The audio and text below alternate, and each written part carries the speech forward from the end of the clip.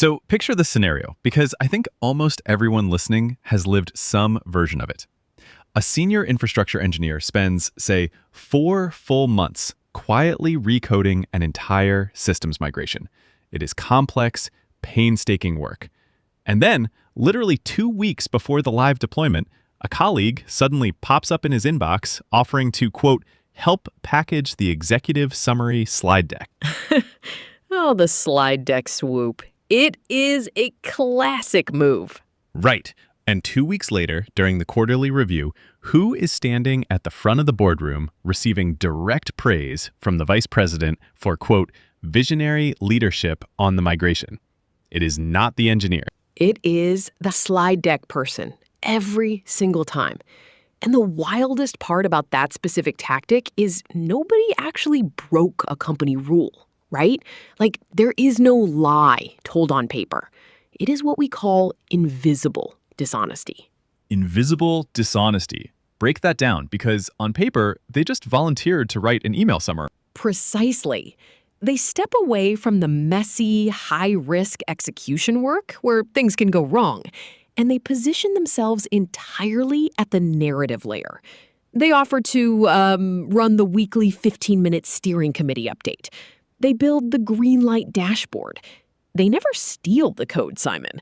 They just capture the visibility. Wow. So they capture the signal while somebody else carries all the weight of the actual operational risk. Exactly. I saw this happen firsthand during what I call a total clown shoe status meeting back at my old company. We had a critical database failure at 3 in the morning. A group of 4 core engineers stayed up for 19 straight hours, quietly rewriting queries to get the platform back online. Meanwhile, a middle manager spent those same 19 hours creating a 3-page KPI update with beautiful custom icons. Wait, 19 hours on a PowerPoint status update? 19 hours on a slide deck. And at the emergency executive briefing the next morning, guess who presented? The manager stood there, explaining how his rapid response protocol saved the fiscal quarter. He got promoted 2 months later. The engineers who actually patched the database got a $10 cafeteria voucher. A $10 voucher for saved database architecture. That is incredible and deeply depressing. It really is. But it reveals the core glitch in modern corporate governance. When an organization starts measuring contribution purely through high-level summaries, visibility becomes the primary currency. And once visibility replaces actual value, narrative will beat evidence every day of the week. And that creates this huge psychological tension for hyper-competent technical people, doesn't it? Because experts usually believe this fundamental myth. They tell themselves, look, if I just build great systems, the work will speak for itself. Ah, yes. The classic work speaks for itself lie. Work does not have a mouth, Simon. Work cannot talk to executives. It really doesn't. So while the expert is busy actually doing the work, the perceptual manager spends their entire week controlling the narrative arc of the project. They know the executive leadership team only looks at a dashboard for 3 minutes a week.